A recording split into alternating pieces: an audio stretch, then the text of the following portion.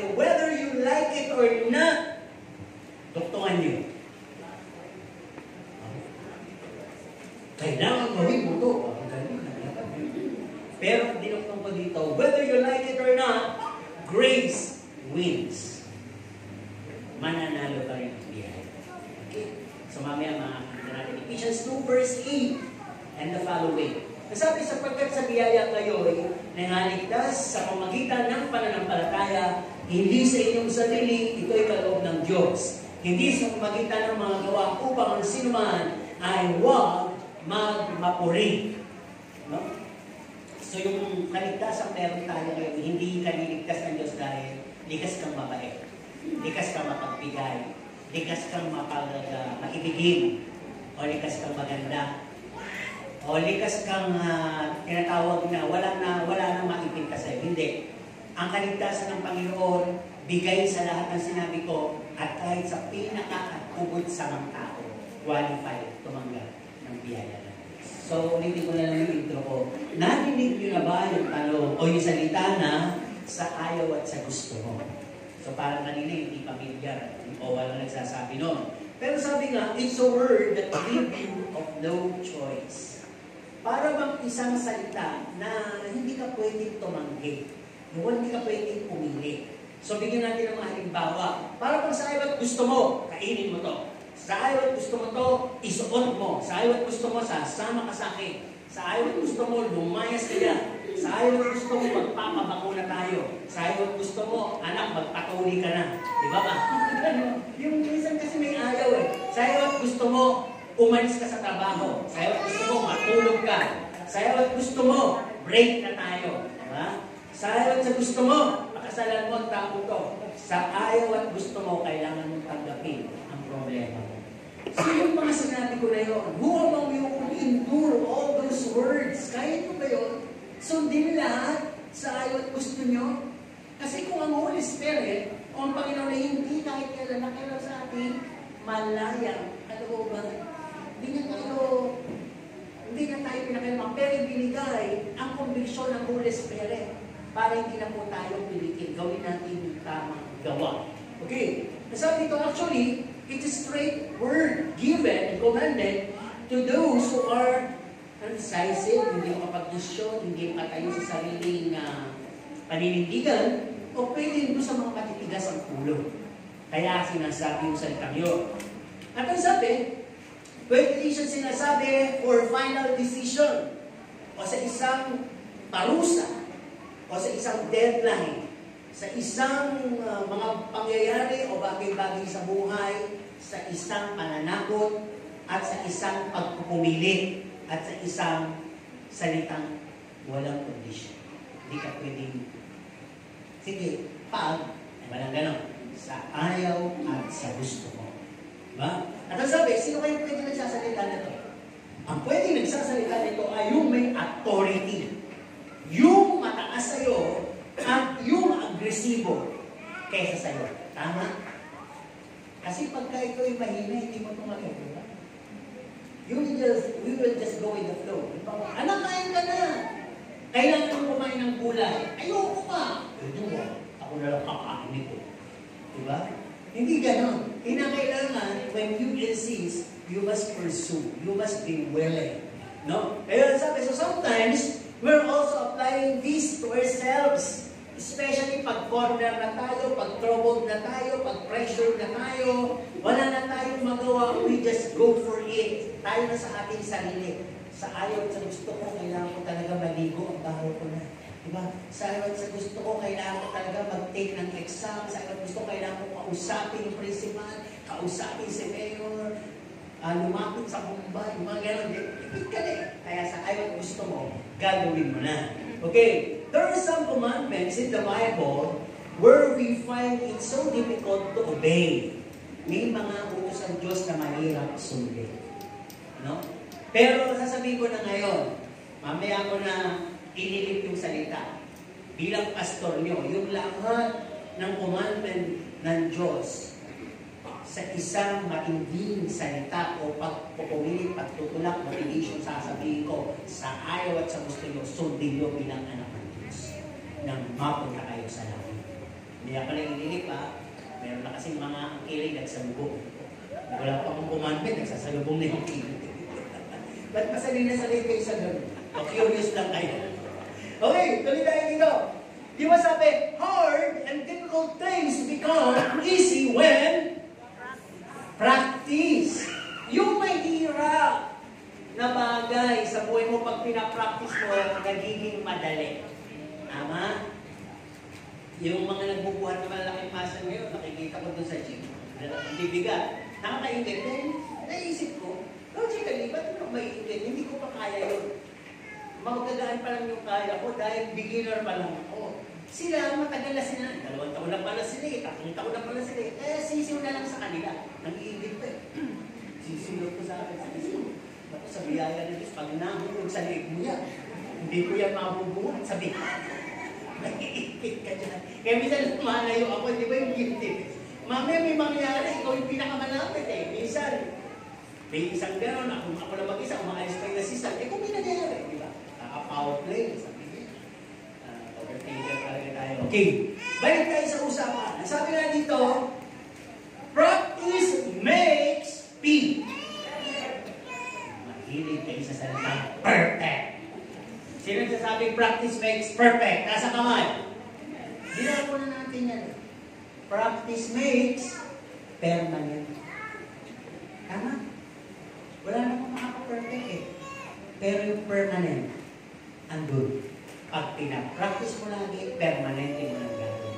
Okay, tuloy tayo. Let's talk about the full package of graces given us. Sino yung nakakatanggap ng package? Siyempre, yung may mga anak o kamag-anak sa ibang bansa. Masarap bang tumanggap ng package? Alam ko lahat kayo nakakatanggap ng package. Kasi amin kayo sa Lazada, sa Shopee, package din po tawag doon. Kaya nalang bilhin nyo, di po ba? Pero iba yung talaga, may dumating sa'yo na isang napakalaking package. Mag-Christmas na ha. Halimbawa lang, tingnan ko dito kung kaya yung puri yung package. Isang malaking kahon. Kasing laki kung may lalagay yung drum. Ano kaya pwedeng i-expect nyo nasa loob nun? Go! Chocolate. Kapanglot na meaning. Ano ba? Butter. Spam. Spam. At spam. Ano pa? Bagong sapatos. Ano pa? Bag. Ano ba? Damit. Ay, aporte. Ano ba? Rep. Personal rep. Mapupuno. Ano ba? TV. Ba? Talagang pagkasa-pataas. Ano ba? Appliances. Alam ko. Talagang kung yung mga ganyan sa package, ano, may rep, may TV, may chocolate, may sapatos, may ano. Stamp toys. Ano pa? Toothpaste. Naalala mo tuloy. Merong isang nagpapadala sa kanila. Yung bubuksan nila, malalaki nga lang, malaking Colgate, malaking Betchin, malaking Toyo, malaking... Sabi, ate, kapag kayo nagpapadala niyo, bibili sa Pilipinas eh. Hindi nga lang, maliliit dito. Ang dami mong rin lang ko, hindi nga, pinapadala ko kayo. Ayan. O, sige ha, lipat na tayo, switching of the mind na. Tama na doon sa mga literal package, ano po, na nasaksihan ko na, yung mga gusto ng package. Okay, dito, pinag-uusapan ay yung graces. Ano kaya ang nasa loob ng biyaya ng Diyos? Sige nga, kasi pag pinag-aralan mo pa ng biyaya, napakalawak, hindi ka matatapos. Ako alam ko, may biyaya kayo eh. Kaya alam mo sa akin. Tama, salvation, ano pa? Tama, forgiveness, ano pa? Love, ano ba?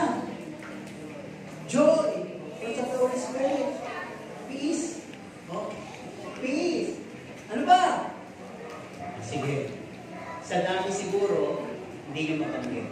Pero sabi nga, ang dyan, as package of graces, ang pag-ibig, kaapagan, pagpapatawad, kabutihan ng Diyos. Dagdagan mo pa yung pagtanggap ng Diyos sa atin. Tanggapin mo pa yung salvation on the process, hindi pa rin tapos, patuloy tayong sinasanctify, pinupurify, nire-restore.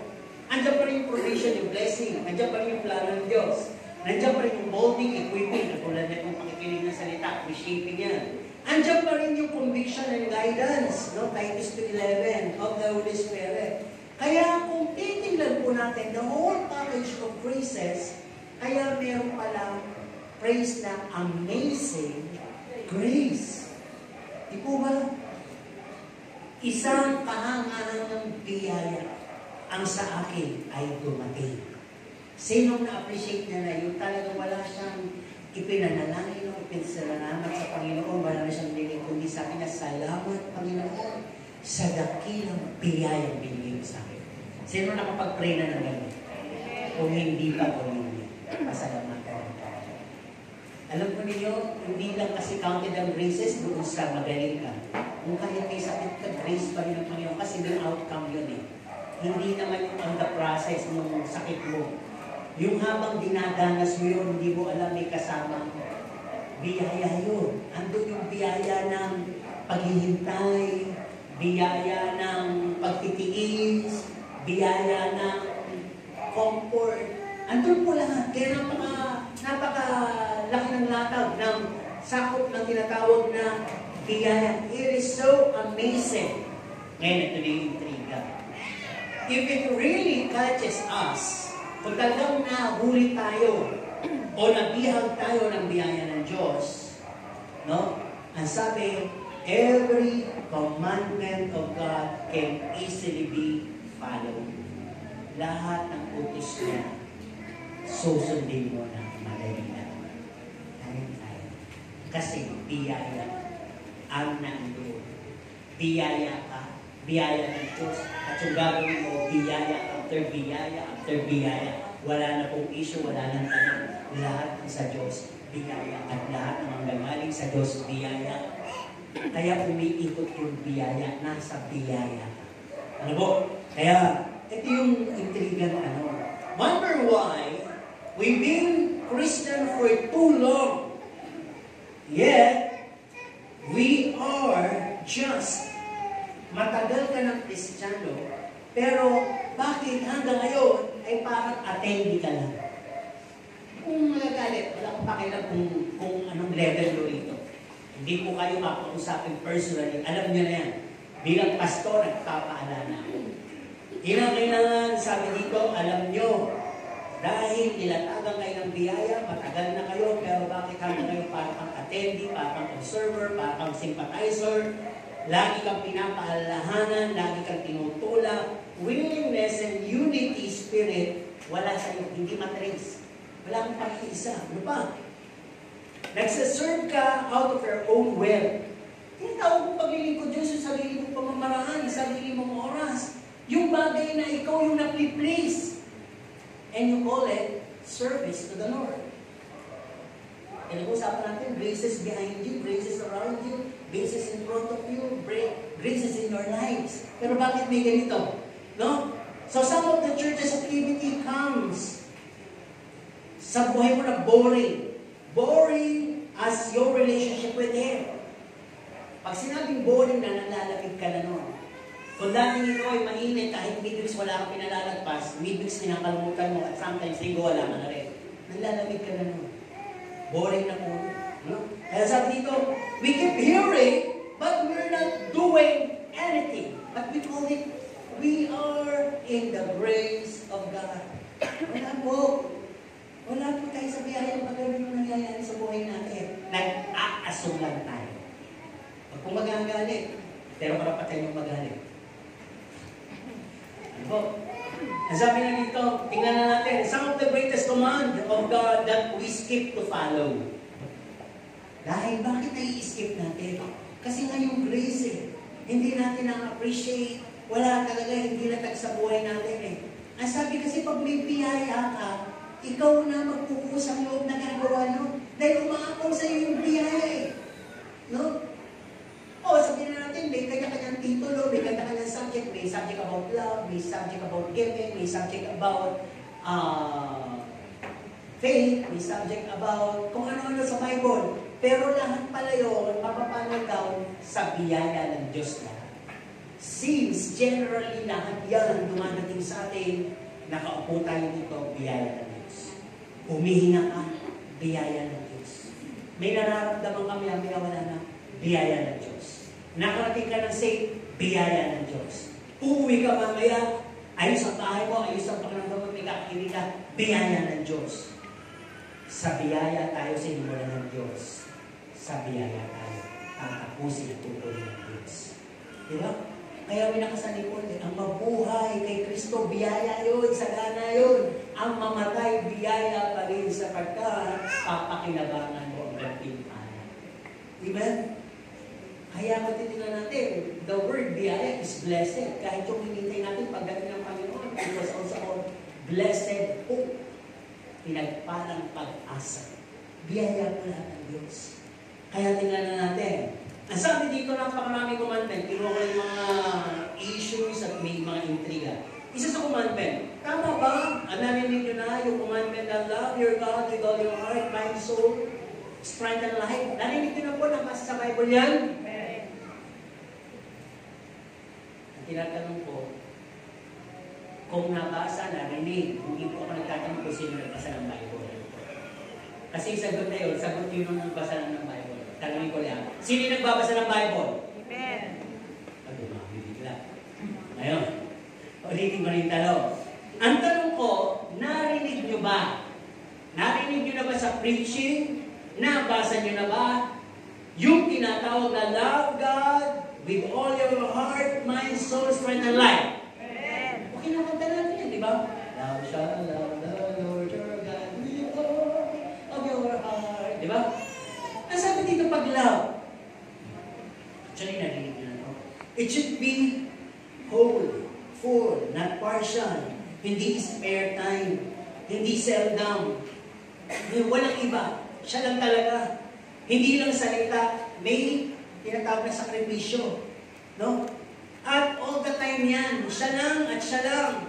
Your action must be pure, sacred, and holy pag sinasabi mo, love mo ang Diyos. So, sasabihin ko dito sa puntong ito, whether you like it or not, you must love the Lord. Diba? Secure your attention. Secure your focus. Be always sa Panginoon lang. Mabigay. Amen po ba? Tamang nakikita niyo kapatid niyo si Pastor, pero ang una niyong tanghal sa buhay niyo at rason ng pagpunta niyo dito ay dahil in love kayo kay Jesus Christ. Amen? So whether you like it or not, parang bilang pastor, sinasabi nito.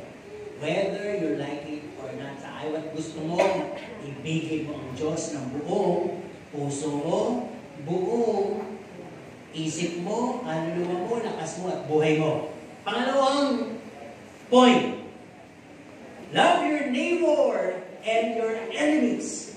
Commandment ba ng Diyos? Amen. Nakasunod na po ba tayo dyan? Amen. Madaling magkunwari. Tama? Love kita. Kunwari lang. Pero hindi na natin sabihin sa kunwari lang. Kasi marami ang umiibig na paimbabaw.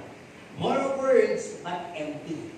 Ang sabi nga dito, hindi mo na ba yung difficult people? Pag sinabi yung difficult people, nakapasok dyan yung mabango, yung makulit, yung matigas ang ulo, ano po, yung madaldal, yung pangit, yung badoy, yung lahat ng parang difficult sa'yo.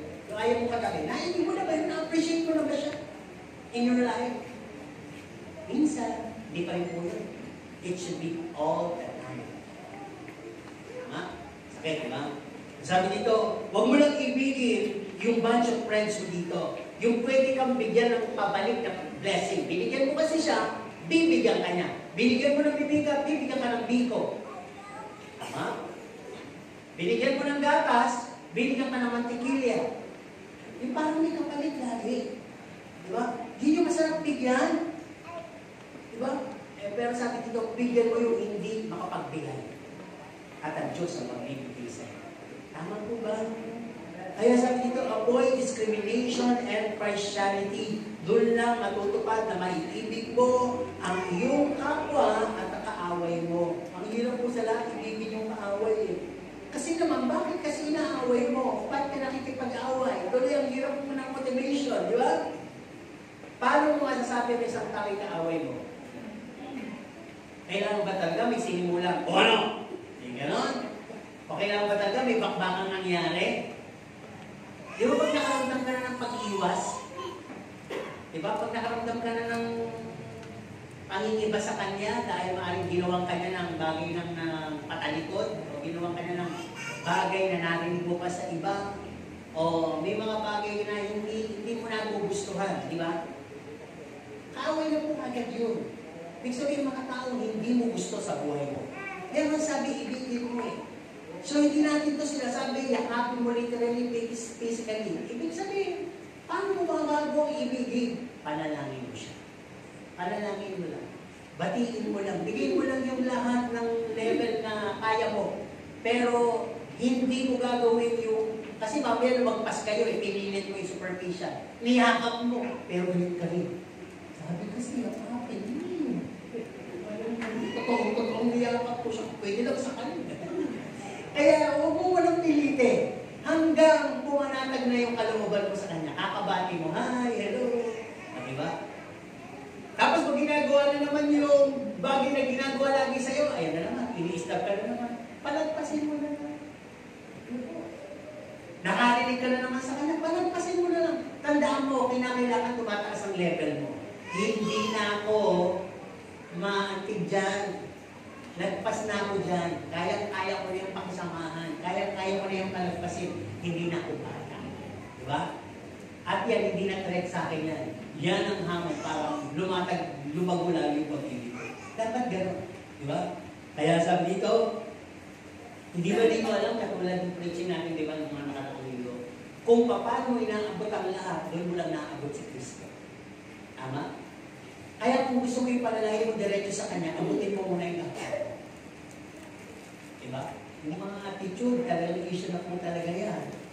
Ano po yung ugali, issue na po talaga. Kasi iba-iba kayong pinalaki ng inyong mga magulang. Iba-iba din ang inyong natututunan araw-araw. Ang impluensya ng inyong paligid, iba-iba din po. Diba po ba? Kung lumaki kayo sa pamilyang palaway kayo. Pag lumaki kayo sa pamilyang mababait, no? Sabihin natin, yung maaamo, matahimik, gano'n din kayo. Diba? Kaya, tingnan natin mabuti. Sabi nga dito, pagka inibig mo na ang iyong kapwa at ang iyong kaaway, isa lamang palatandaan na hindi ka nagsisinungaling. Sige nga, bakit? Ano sabi sa Bible? Huwag mong sabihin, sabi ng Diyos, na mahal mo ko, kung hindi mo kaya mahalin ang kapwa mo at kaaway mo sapagkat magmumukha kang sinungaling. Tama?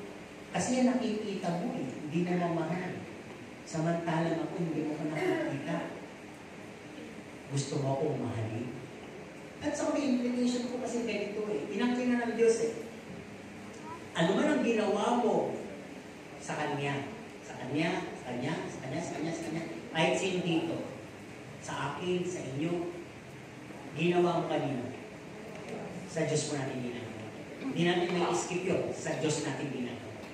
Kaya kung tayo nag-aalaga ng sama ng loob, para bang sa Diyos din po umukupol yun. Tama? Kaya clarity lagi, pagpapasok tayo dito. Okay? Ikatlong utos. Alam ko, papunta na tayo sa mga ayaw ninyong issue na pinag-uusapan. Do not forsake the assembly. Huwag mong pabayaan ang mga pagtitipon o fellowship. No? Ang ibig sabihin lang, in verse 25, we must prioritize. Pag sinabing prioritize, uunahin mo. Hindi ba tayo nagigilty doon sa minsan? Meron kasi tayong lakad, meron tayong interview. Uunahin natin yun. Pagdating sa Diyos, option siya. Diba? Kung hindi mo nakikita ang Diyos, kung hindi ka kinikidlat na, may option siya. Uunahin ko yun.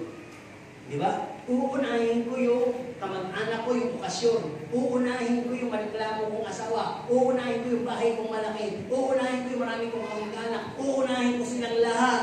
Ang Diyos sa kanila. Hindi naman siya nagagalit. Saka hindi pa niya ako pinaparusahan. Wala pa akong mga matitinding sakit. Sige. Talagang wala ka. Sa ngayon. Pero lahat po yun, may consequences.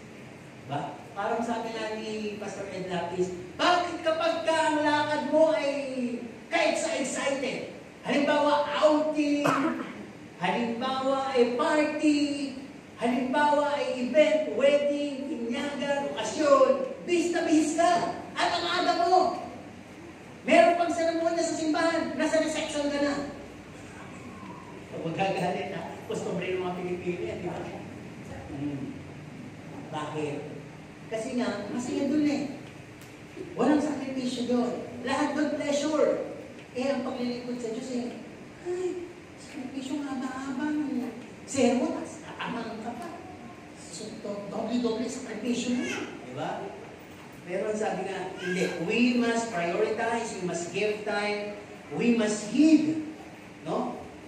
His words. Pakinggan ang salita niya. Ang sabi ito, we need to be accountable with fellow Christians. Oh, next Sunday, couples. Yung couples. Meron tayong assignment, di ba? Aalamin natin yung nangyari doon sa prayer ninyo. Partnership prayer. Kung ano nang nangyari.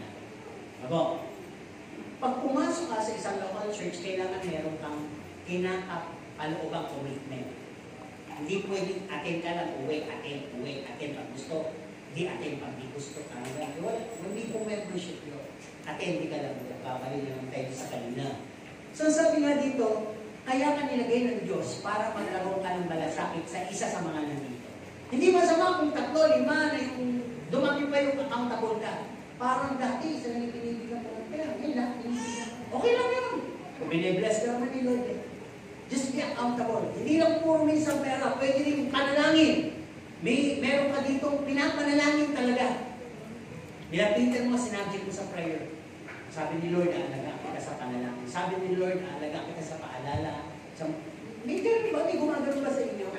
Kung wala, ibig sabihin lamang malamig ang commitment ng bawat isa sa loob.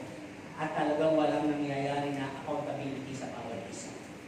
Parang ang nangyayari ito, masakit ng Panginoon. Bahala ka sa buhay mo. Bahala ka sa buhay mo. Malaki kami pamilya. Malaki kayong pamilya. Mag-isa ka. Bahala ka sa buhay mo. Basta magkita-kita tayo ng linggo. Mag-beso-beso tayo. Pagkamayin sa puro ng kumari. At umuwi na tayo lahat. Sinamarais ko lang po. Binilis ko lang isa. Pero hindi po pala gano'n. Mamaya, hindi lang tayo sensitive. Pinakasabi pala ang Panginoon sa isang yun na maaaring maglilit ng spirit niya. Ikaw ang gagamitin. Hindi kaya kayo magdasal na, Lord, meron po bang tao dito na iminit ko na gagamitin mo yung aking mouthpiece para mapagpala siya? Or your prayer are, Lord, guide me kung sino yung ubutama. Bigyan mo siya ng compassion. Wala pong masama. No? Accountability din yun. May accountability ka sa kanya. Magbayad ka ng utang mo sa tamang panahon. E pangayag, yung panahon pagkasimulan ng pagkatisod mo. Kaya minsan hindi natin naalaw yung gano'n eh. Minsan may mangungutang, huwag na, bibigyan ka na lang. Dahil pag hindi ka nagbayad, siguradong meron kayong ano, pagtatayo na. May mahihiya, may kakapalamo ka, hanggang may matisod na isa sa inyo. Diba? Hindi rin masama dito. Kung kayo ay nagtitinda sa loob, siguraduhin nyo lang marunong kayong paningin. At doon naman sa utang ng utang, siguraduhin nyo marunong kayong magbayad. Tuloy lang ang buhay. Diba? Ngayon, kung hindi kayo mabayaran, kayo naman yung nag-alap, pinilit-pilit nyo. O sige, 2 gigs, 3 gigs, 4 gigs, 10 gigs, wala akong gigs. I-gigs ko na sa'yo. Ganun na lang. Diba? Nang walang galit-galit. Diba? Kaya pinagsisi ko lang parang minsan eh. Nang gulo. So, di ba? Kaya tingnan natin mabuti. Ang sabi nga dito, hindi ka lang pumasok para makinig ng makinig. Kinakailangan mag-apply ka ng napapakinggan mo. Kinakailangan nakikita mo nagmamature ka. At ang sabi, kailangan maramdaman mo yung mainit na epekto ng pagkakapatiran. Kasi dito yung nakaramdam na sa kanyang kalungkutan, may dumamay sa kanya. Sige, basta hindi ko sabihin, dapat maramdaman mo dito yung may mayakap sa'yo, merong tumatapik sa balikat mo, may nagbibigay sa'yo, may nananalangin sa'yo. Pag gano'n ang nararamdaman sa'yo ng katawan ni Kristo, ibig sabihin natututo ang lahat. Ang lahat ay nagiging katulad na ni Kristo. Kaya tayo sinasabi, huwag ninyong Kaligtaan ng mga aralan sa mga pagtitipon. Ang pinag-aaralan yung maging katulad ni Kristo. Kung matagal ka nang dumadalo, hindi ka pa rin gumagawa ng gawa ni Kristo, wala kang natututunan, sayang lang po yung mga panahon na tinutulong ngayon. Kailangan meron ka nang nakikita o natetrace ka sa iyo yung tinatawag na identity ni Jesus Christ. Diba? Nakikita na nililiwanag ka. Okay? Ang sabi dito, pag hindi kasi nangyari yung mga bagay na yon, what are the fruits and the gifts of the Holy Spirit for? Bakit pa binigay sa iglesia yung bunga at yung kaloob ng banal na Espiritu? Wala naman palang gagamit. Nagkakagulo kayo lagi, nagkakaingita na lang kayo lagi, nagkakampi-kampihan na lang kayo lagi, naghihiwalay na lang lagi, routine na nangyayari sa loob ng church. Wala palang gumagamit ng fruits of the Holy Spirit. Nagkakasakit yung iba, naninigas, namamatay. Alam na lang eh. Ang daming gustong parating ng banal na Espiritu, wala namang kapag-Espiritu ng tangos, wala nang interpretation, wala, lahat ako, ayaw kumami. Diba? Ando yung gifts ng mga pagbibigay payo, pagtuturo, wala nang tumatayo. Basta lahat na lang makikinig. Ay, pag gano'n po yung nangyayari, hindi po matatawag na healthy church yun. No? Kasi kinakailangan talaga ang mangyari dito ay yung palatuntunan ng Panginoon. Check natin lagi. Ang motive, purpose, bakit ako nadalo? Bakit lagi akong nadalo? And on the other side, bakit seldom ako dumadalo? Anong epekto? Bakit siya mas magaling? Bakit sila mas ang tingin ko malaki pananampalataya? Bakit ako parang maliit ang pananampalataya? Meron na po asuming ka, no? Dapat gano'n. Hindi natin titingnan yung para mag-ingit tayo o magturo tayo. Yan na, gawin nila ng pastor yan. Yan naman yung pinakamagaling dito. Walang gano'n. Yan naman ang pulo para hindi. Walang gano'n. Sabi ko nga sa inyo, ang Diyos hindi madamot. Si Kristo hindi madamot. Binigay ng lahat. Mula sa pastor, sabi ko, sinabi ko rin sa inyo yung work of the ministry, hindi naman pastor lahat gagawa. No? Kahit kayo, pwede na kayo manalangin sa bahay, sa kotse, pwede na rin kayo mag-dedication dito, pwede rin kayo mag-handle ng water baptism. Hindi lahat si pastor. Work of the ministry, pinagkakatiwala sa lahat yan. No, para hindi lahat ay mananatiling baby. Kailangan lahat ay merong responsibilidad. Kaya pala I wonder, doon sa pinag-aaral ng Bible Schools Cathedral Praise sa tapat ng NBI, napakalaking church. At ang pastor nila, membro din lahat. Kaya lang may area sila. Ito, Cavite Phase 1, Cavite Phase 2, yun ang handle mo. Meron tigka 30, yung tigaan. No? Pero lahat sila sa isang pastor lang. Nagpapastor sila, pagka sa service, magkakara sila ng cell group, pastor na yun. Ang trabaho ng pastor ay bisitahin lang sila. Sa Bible study, yun lang. Pero may pinakapastor sila. Yung pinakapastor nila, hindi na nakikialam sa visitation, hindi na nakikialam sa water baptism, kaya walang daming pastor. So dito, maliit tayo, hindi natin matawag na pastor yung mga cell group leader, pero parang yung function nila, yung mga pastor doon, associate, yun na rin yung nagiging function ng leader dito. Ako hindi. Kung bakit kayo, diba, na-elect. So gawin yun. Kinakailangan, dumating ang panahon na hindi lahat tinuturuan, hindi lahat nag-aantay ng biyaya. Kinakailangan lahat makapasok sa biyaya at ikinakalat, ibinibigay, binabahagi ang biyaya na tanggap. Hindi habang panahon nakikinig ka, isang panahon nagtuturo ka na rin, biyaya ng Diyos. Hindi habang panahon ikaw yung binibigyan, isang panahon ikaw na yung nagbibigay, biyaya ng Diyos.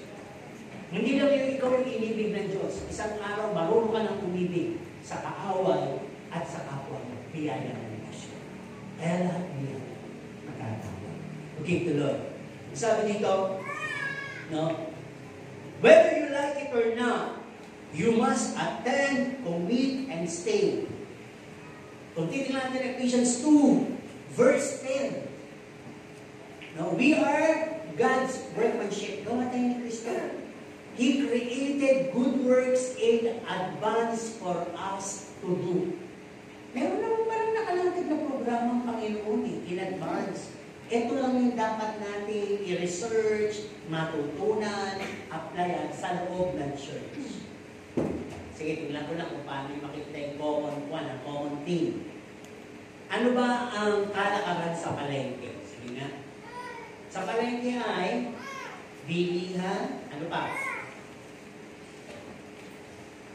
Yung cover makikita mo sa palengke, yung marininig mo. Tawaran. Yun yung nagsabi. Diba? Tawaran tayo, diba? Ano pa? Yung kala yun, nandun yung dandalan, nandun yung mga bali-balita, diba? Ano ba?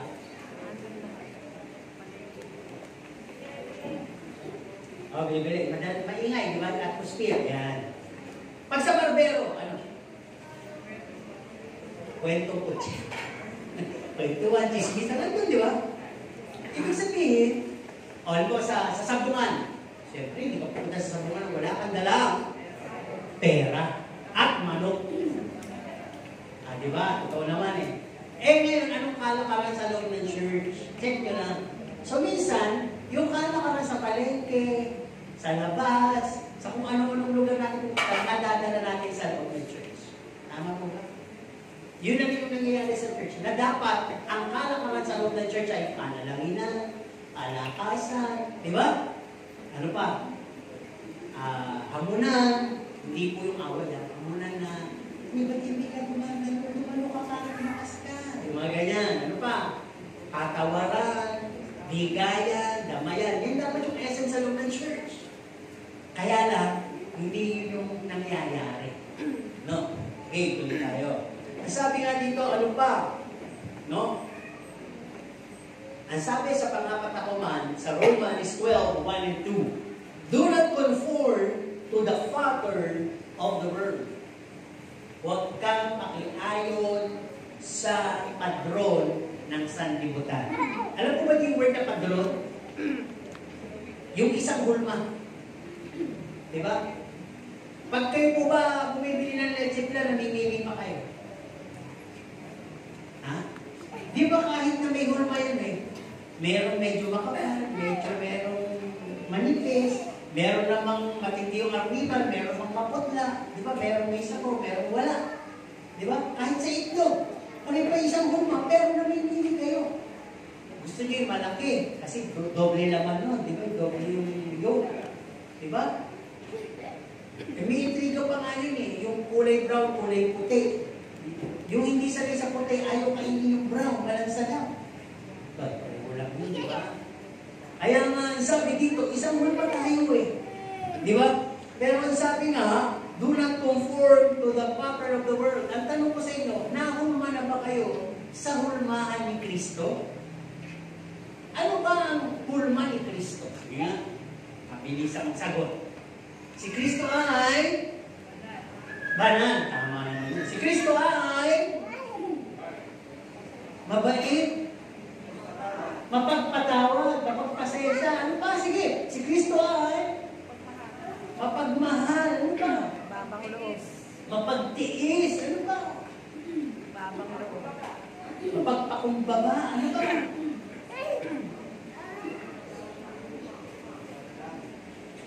Panalangin ko naman. Ngayon, kayo na rin ang sumagot niya ng tanong, meron ba kayo Lord? Ganun ba ang ginagawa niyo? Baka mamaya ang pagkaka-interpret niyo, hindi na ako si Kristo, pero Kristiyano ako. Huwag ka dyan, tumabi ka dyan, madaldal ako. Tumabi ka dyan, masungit ako. Tumabi ka dyan, may friend ako. Tumabi ka dyan, mayabang ako. Tumabi ka dyan, mayaman ako. Tumabi ka dyan, mabango. Pag gano'n ang nangyari po sa atin, hindi po tayo nauhubog sa hulmahan ni Kristo. Kaya nga sabi dito, do not conform to the pattern of the world. Sa world po tayo nauhubog. Yan ang nasa mundo eh. Diba? Passion. Kaya nga sabi, we easily adopt and imitate what we see. Hindi naman tayo makakapikit eh. Hindi naman pwede wala tayong cellphone eh. Hindi naman natin maiiwasan ang contributor nito, ang social media, ang friends and surrounding natin. Kaya nga bakit ang sinasabi natin ay imbis na ayoko dyan, ang sinasabi natin pag nakakita tayo ng ganong passion, ng ganong uso, sana, ano na nagsabi? Diba?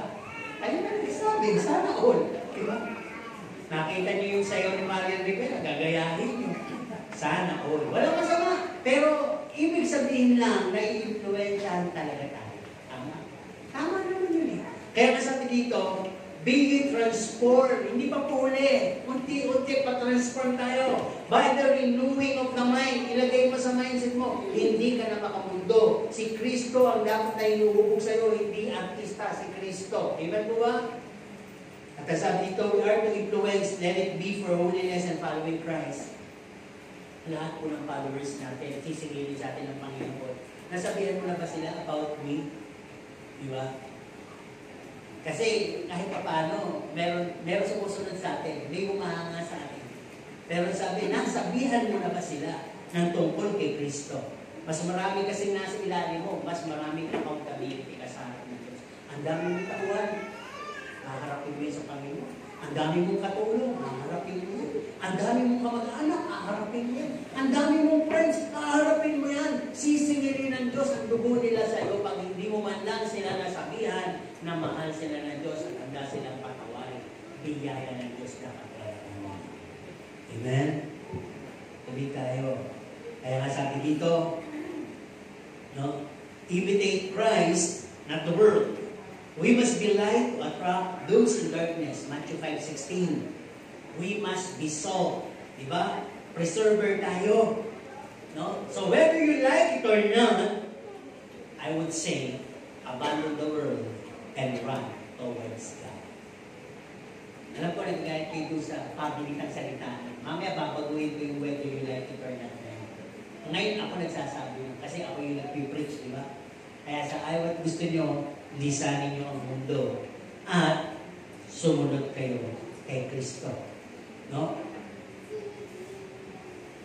Okay. Tignan natin ang susunod.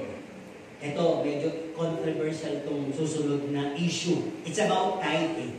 Ang sabi dito, bring the whole tithes. No? Marami ang duda dito pagdating sa matter na to. Tingnan mo natin yung issues. No? Sa tagal mo dito, narinig ko na itong issues na to eh. Ba't naman tayo magbibigay? Mas mayaman pa si pastor. Ba'y kasalanan ko ba yun? O nagsikap yung magulang mo at meron kaming konti. Di ba? Okay lang yun. Kasi blessing naman sa ating lahat yun eh. Pangalawa, saan kaya na dinadala yung ano kaya na ginagastos? Siyempre ginagastos sa gusto kong pagkakagastosan. Kasi minsan mali yung panalangin natin sa offering. Nakuha nyo na ba yung context ng prayer sa offering? Binasin ba talaga? Kung bakit kayo nagbibigay ng ikasampung bahagi? Kasi malimit lang ninyong dinadasal. Offering ng midweeks, offering ng kwan. Hindi po nila pupunta yun. Gamitin niyo po ang mga kaloob nito sa ikalalago ng gawain. Para naman sinuhulan nyo lang ang Diyos, nagbigay kayo, lumago yung gawain. O ikaw, pastor, kahit kabayo at total ikaw umahawak mo. Hindi ganun. Ang tamang panalangin, Lord, hawakan mo ang mga kaloob na ito, maging pagpapala to sa aming pastor, sa lahat ng mga kasama niya diyan sa iglesia, maging pagkain nila yan at pagpapala sa buhay niya. Basahin muna ang mga kay 3, bago kayo manalangin. At tungkol naman sa issue ng paglago, Lord, gamitin mo ko sa paglago ng gawain mo. Ganun. Hindi yung pera lang ang gagamitin para lumago. Mali-mali. Kaya pag pinag-aralan yung prayers, redundant prayer is of no answer. Tama? Pag-aralan yung mabuti yung mga binabanggit sa prayer. Ito pa ang issue dito. Hindi ako naniniwala sa God's blessing. Actually, pag hindi ka nagtatimes, hindi ka talaga naniniwala sa blessing ng Diyos. Kung minsan mo itong ginawa, tumigil ka. Ang sabi sa Bible, bakit ka tumigil? Anong bumambala sa'yo? Di ba? Pwede lang naman bumambala dyan. Issue and her sake.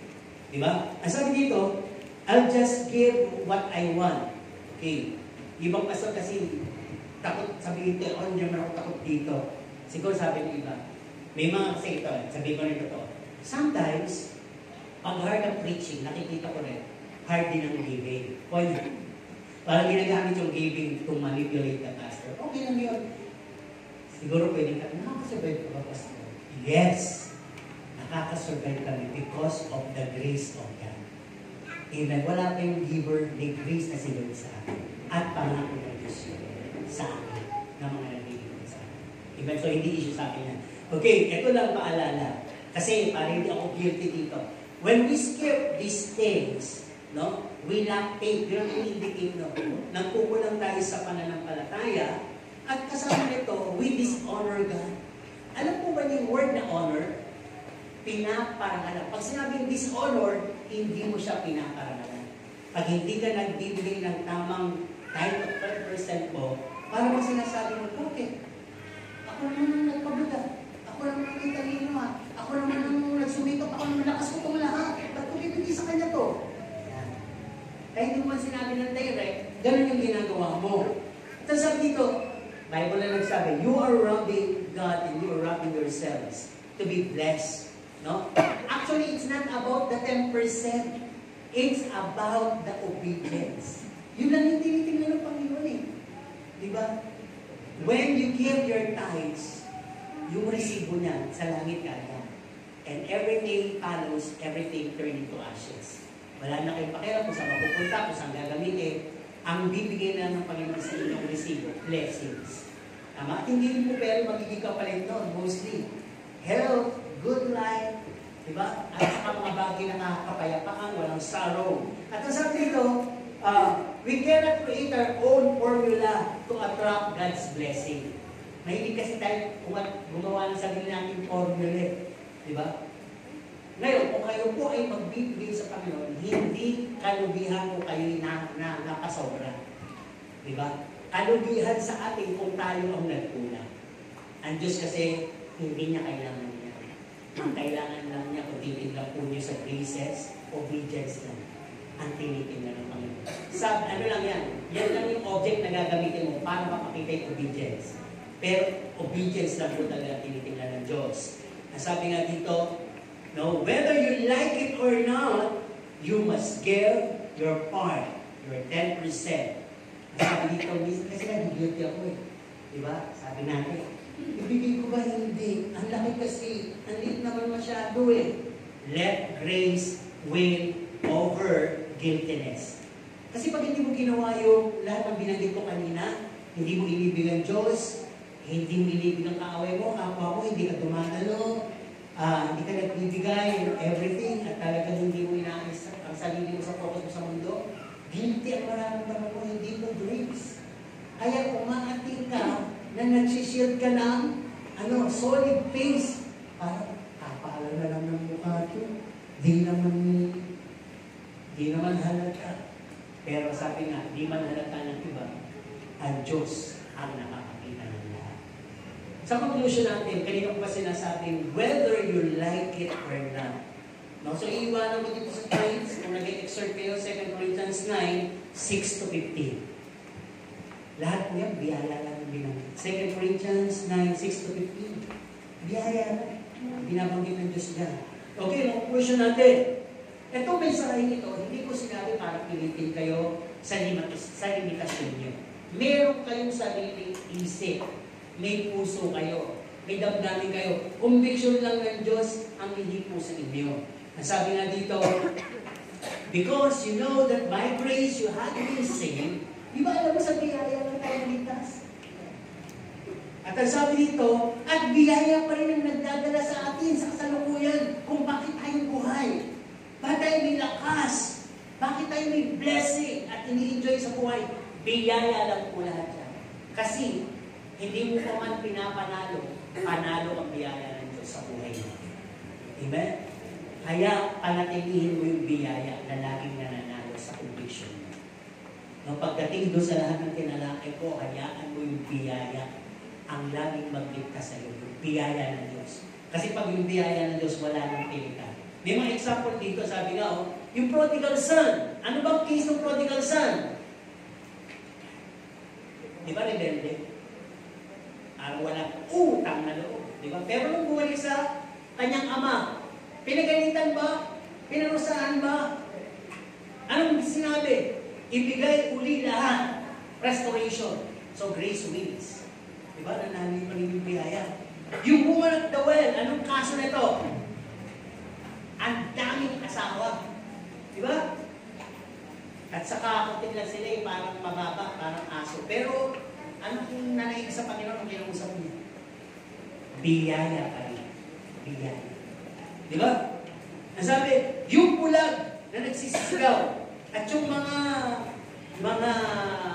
pulubi sa daanan namin, Jesus, na pinagkakasanlan ng mga disipulo, tumigil kayo kung kayo maingay. Anong nanalo? Popularity ba ni Jesus Christ? O biyaya? Grace wins pa rin. Di ba ba? Kaya sabi, for always and forever, grace wins. Doon sa mga nasa labas ng kalye, pwedeng magtagumpay ang biyaya kung lilimusan niyo sila. Kung bibigyan niyo sila ng good news. Baka isang araw, marami na ako nakikita sa TikTok, pinagupitan nila, pinakain nila. Ngayon, tauhan nila, matino naman pala. Kaya lang pinili maging taong grasa. Di po ba? Grace wins. Wala pa sila Diyos, hindi pa sila Christian. May mga namimigay doon sa masisipag na mga rider, mga nagsasakripisyo, hindi pa sila Christian. Pero bakit nakapagpapabiyaya na sila sa iba? Di higit lalo pala tayo titingnan ng Diyos. Kayong binayayaan ko na. Bakit kayo pa ang hindi makaganap sa mga biyaya? Diba? Ang gusto ko lang sabihin, hindi po nakuna ang gawa, kaya tayo napinayaan. Hindi po sa mabuting gawa. At kung gagawin niyo yung mga bagay na yun, dahil gusto nilang patunayan na mabuti kayo, hindi pa rin po yun. Biyaya ng Diyos lahat yan. Kaya kung ginagawa niyo yan, ang magsabi ko lang, talagang ang biyaya ng Diyos nag-uumapaw sa inyo. At nananatili sa inyo. Alam niyo, ang biyaya nito nananatili sa inyo, may sakit, gagaling. May sorrow, papayapa. May hopelessness, magkakaroon ng hope. May mga bagay din inaasahan sa buhay mangyayari. All you have to do is not to pray and cry aloud. At talagang mag-petition, ang gagawin niyo na lang lahat dahil ang grace sa inyo, magpapasalamat lang kayo sa Panginoon. Salamat, Panginoon, sa mga biyaya mo sa buhay ko. Diba? Yun lang yun. Kasi lahat naman yun, biyaya. Diba? At sabi nga dito, yung worst part ko at mo, alam ng Diyos yun. Ang siyang may alam mo. Pero bakit tayo niligtas? Because grace wins. At ang sabi, yung nakapakong magnanakaw.